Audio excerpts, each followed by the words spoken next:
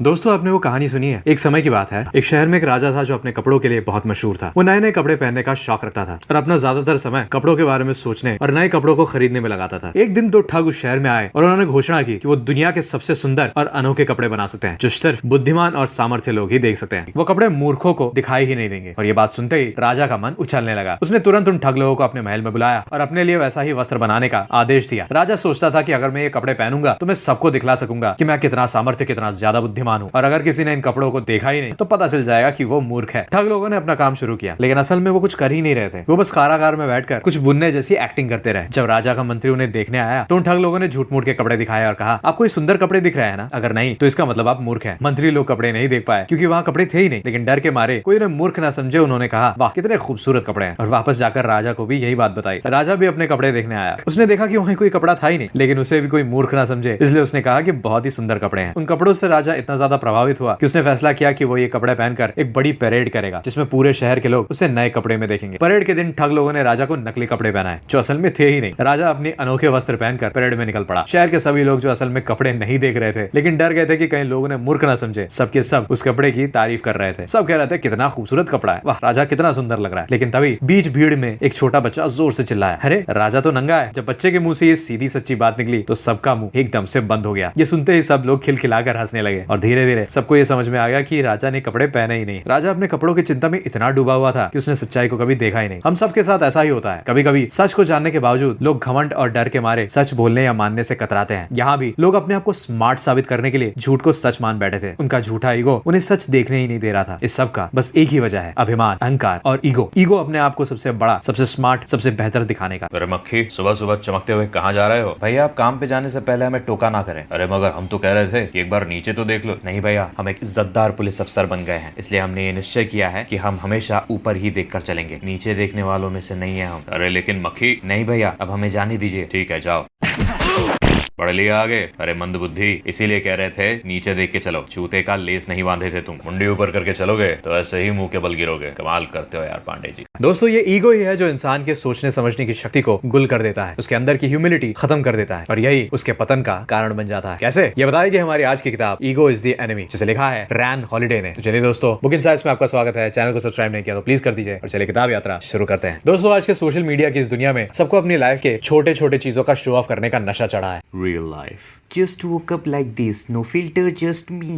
Hashtag morning vibes, hashtag natural beauty, hashtag sleepy but cute. Staying hydrated, staying healthy, hashtag water is life, hashtag healthy habits. Real life. ए भाई पानीपुरी और तीखा बनाना। हमारे life goals और aspirations के साथ भी कुछ ऐसा ही होता है। जब भी हम कुछ प्लान या प्रिपेयर करने का सोचते हैं, हमारा ईगो हमारे दरवाजे के सामने खड़ा हो जाता है और कहता है, ओ ब्रो तू आईएएस प्रिपेयर करने का सोच रहा है? क्या बात है भाई, क्या स्ट्रॉन्ग, क्या जबरदस्त आदमी है तू, क्या जिगरा है तेरे में। चाचा अलीशा और विक्रम को भी बता दे अपने प्लान्स का, पोस्ट भी डाल दे इंस्टाग्राम में। अरे सबको पता तो चले भाई आईएएस प्रिपेयर करने चला है। ओ माय गॉड, अब से रोज सुबह आईएएस बुक्स के साथ स्टोरी लगाया जाएगा। रोज सुबह एक फोटो तो डाला ही जाएगा आईएएस प्रिपरेशन के बारे में। लेकिन इसका फायदा क्या है? 5 सेकंड स्टोरी बनाते टाइम बुक तो खुला रहता है, बाकी का टाइम वही टाइम पास, पढ़ाई घंटे भर का नहीं हो रहा कुछ। लेकिन इससे होगा क्या? यही बेवकूफियां करते करते नामाकुल 1 साल बर्बाद कर देगा और आईएएस का एक चैप्टर भी ना पढ़ा होगा। फिर क्या, 1 साल बाद जब आईएएस क्रैक ही नहीं होगा तो उन्हीं लोगों के बीच एक मजाक बनकर रह जाएगा जिनके सामने वो शो ऑफ कर रहा था बिना किसी बात का। कभी कभी बस लोगों को अपने प्लान्स के बारे में बता के हम इस इल्यूजन में जीने लगते हैं कि हमने वो ऑलरेडी हासिल कर लिया है। हम एक्चुअल मेहनत करते ही नहीं। एक जर्मन साइकोलॉजिस्ट पीटर गॉलविचर ने 2009 में एक स्टडी किया था, व्हेन इंटेंशंस गो पब्लिक। उस स्टडी से ये पता चला था कि अपने एम्बिशंस के बारे में लोगों को बताने से आपके दिमाग को एक premature sense of accomplishment feel होता है, यानी कि उसे ऐसा लगने लगता है कि गोल काफी हद तक अचीव हो गया है। इससे आपका ब्रेन रिलैक्स हो जाता है और अंदर की आग अपने आप मर जाती है। दोस्तों आज की दुनिया में खामोशी को कमजोरी समझा जाता है और अगर हम इग्नोर हो रहे हो तो ऐसा लगता है कि हम जिंदा ही नहीं है। अगर हमें कोई देख नहीं रहा तो हम हर वक्त नेगेटिविटी में जीते हैं। इसलिए हम दिन रात बकते रहते हैं, अपने छोटे बड़े अचीवमेंट्स के बारे में लोगों के सामने बखान करते रहते हैं, ऑनलाइन पोस्ट डालते रहते हैं उन चीजों पे भी जो अभी तक अचीव हुए ही नहीं। लेकिन सच्चाई तो यह है दोस्तों कि खामोशी ही इंसान की असली ताकत है, क्योंकि बकवास तो कोई भी कर सकता है। एक छोटा बच्चा भी गॉसिप करना, बड़ी बड़ी फेंकना सीख ही जाता है। असली बहादुरी है शांत रहना और चुपचाप काम करना, और ये वही लोग कर पाते हैं जिनको खुद पे भरोसा होता है, जिन्हें अपने ऊपर कॉन्फिडेंस लाने के लिए लोगों को बताने की जरूरत नहीं पड़ती। Journal of personality and social psychology 1995 में पब्लिश हुई स्टडीज ने भी ये दर्शाया कि किस तरह जब लोग अपने अपने ड्रीम्स और फ्यूचर प्लान्स के बारे में दूसरे लोगों को बताते थे तो एक्शंस बहुत रेयरली ही लेते थे एज कम्पेयर टू उन लोगों के जो अपने गोल्स को प्राइवेट रखा करते थे। यहाँ तक कि कोरी आर्केंगल की किताब वर्किंग ऑन माई नॉवल ऐसे लोगों के एग्जाम्पल से भरी पड़ी है जो बस ट्वीट करते रहते थे अपने नॉवेल्स को लिखने के ऊपर, लेकिन एक्चुअल में कभी बैठकर उसे लिखा ही नहीं, बस ट्वीट करने में ही अपना वक्त निकाल दिया। वहीं दूसरी ओर Steve Jobs, Warren Buffett, Shiv Nadar जैसे सैकड़ों ऐसे एग्जाम्पल्स हैं, ऐसे लोग जिन्होंने खामोश रहकर बड़े बड़े मकाम हासिल किए। वो कभी अपने गोल्स के बारे में पहले से नहीं बोलते जब तक उन्हें अचीव न कर ले। Danger of early pride. इस वीडियो को ध्यान से देखना दोस्तों। ये आदमी रेस में सबसे आगे दौड़ रहा है लेकिन फिनिश लाइन क्रॉस करने से थोड़े पहले ही अपनी स्पीड को कम कर लेता है। उसे लगता है कि वो ऑलरेडी जीत गया है, फिनिश लाइन तो सामने ही है। इतने में ही पीछे से एक दूसरा रनर तेजी से आता है और उसकी जीत को हार में बदल देता है। जीत मिलने से पहले ही जीत का जश्न मनाना, ये गलती बहुत लोग कर बैठते हैं क्योंकि उन्हें ऐसा लगता है कि सारे लेवल्स तो क्रॉस कर लिए, अब बस एक दो लेवल ही बाकी। उनका ईगो उनसे कहता है कि बस अब थोड़ा रिलैक्स कर दे, इतने दूर आ गया है तो अब तो जीत ही जाएगा। राजा पृथ्वीराज चौहान और सुल्तान मोहम्मद घोरी की कहानी कौन नहीं जानता। 1192 एडी में छिड़ी सेकंड बैटल ऑफ टेरेन में मोहम्मद घोरी ने पृथ्वीराज चौहान को बंदी बना दिया था। इतने बड़े शक्तिशाली राजा को हराने की खुशी में मोहम्मद घोरी ने पृथ्वीराज का तमाशा बनाने का सोचा। उसने पृथ्वीराज चौहान की दोनों आंखें फोड़ दी और ऐसा करने के बाद उसका उपहास उड़ाने के लिए उसे भरी सभा में अपनी धनुर्विद्या का प्रदर्शन करने को कहा। अपने दुश्मन को पूरी तरह खत्म किए बिना घोरी उसे कमजोर समझ बैठा और यही उसकी सबसे बड़ी गलती थी। उसने समझा कि एक अंधा बीच सभा में क्या ही कर जाएगा। वो ये भूल गया था कि घायल शेर और भी ज्यादा खतरनाक होता है। फलस्वरूप हुआ ये कि पृथ्वीराज के मित्र चांद बिरदाई ने कविता के रूप में बड़ी चालाकी से ये बता दिया कि राजा कहाँ बैठा है और पृथ्वीराज ने अपने युद्ध कौशल और अपनी बुद्धिमानी से अंधा होने के बावजूद एक ही तीर में घोरी को निशाना बनाया और उसका काम तमाम कर डाला। जंग जीत कर लौटा मोहम्मद घोरी बंदी बने हुए राजा से मारा गया। इसीलिए असली जीत होने से पहले जीत का जश्न कभी ना मना। Always stay a student. दोस्तों, चेंगिस खान दुनिया के सबसे महान विजेताओं में से एक माना जाता है। एक वक्त में उसने इस दुनिया का सबसे बड़ा साम्राज्य स्थापित किया था जो चाइना से लेकर यूरोप तक फैला था। उसे उस वक्त का दुनिया का सबसे शक्तिशाली सम्राट माना जाता था। लेकिन चेंगिस खान को जानने वाले ये नहीं जानते कि वो एक बहुत बड़ा लर्नर भी था। चेंगिस खान का ये मानना था कि हर जंग चाहे वो जीती जाए या हारी जाए एक नई सीख लेकर आती है। जब उनकी फौज हार जाती थी तो वो अपने सेनापतियों के साथ बैठकर हर समस्या, हर प्रॉब्लम को डिस्कस करते थे और सोचते थे कि अगली बार उस गलती को कैसे सुधारा जाए। यही वो एटीट्यूड था जो उनको हर बार ज्यादा मजबूत बनाता था। उन्होंने अपने दुश्मनों की स्ट्रेटेजीज को ध्यान से देखा और अपनी आर्मी के अंदर नए टैक्टिक्स लाते रहे। उन्होंने अपने दुश्मनों से भी सीखने में कोई हिचकिचाहट नहीं रखी। जो टैक्टिक्स उनके खिलाफ काम करते थे वो उन्हें समझते थे और अपनी फौज में भी उसे इंप्लीमेंट करते थे। जब उन्होंने नए शहर और नए लोग जीते तो उन्होंने उनके इंजीनियर्स, डॉक्टर्स और साइंटिस्ट को अपने कब्जे में ले लिया। वो उन लोगों के ज्ञान को अपनी फौज और साम्राज्य के फायदे के लिए इस्तेमाल करते थे। जब उन्होंने चाइना को जीता तो उन्होंने चाइनीज इंजीनियर से सीखा कि कैसे जमीन पर फिर से इरिगेशन किया जाए, नए शस्त्र बनाए जाए और खाद्य सुरक्षा को कैसे मजबूत किया जाए। चाइनीज टेक्नोलॉजी को अपनाने से उन्होंने अपनी फौज और अपने लोगों को और कहीं ज्यादा मजबूत बनाया। दोस्तों, बहुत बार जब हमें सक्सेस मिलती है तो वो हमारे लिए कभी कभी बहुत बड़े सरप्राइज की तरह होती है। हमें काफी वक्त तक यकीन ही नहीं होता है और हमें समझ ही नहीं आता कि उसे संभाले कैसे।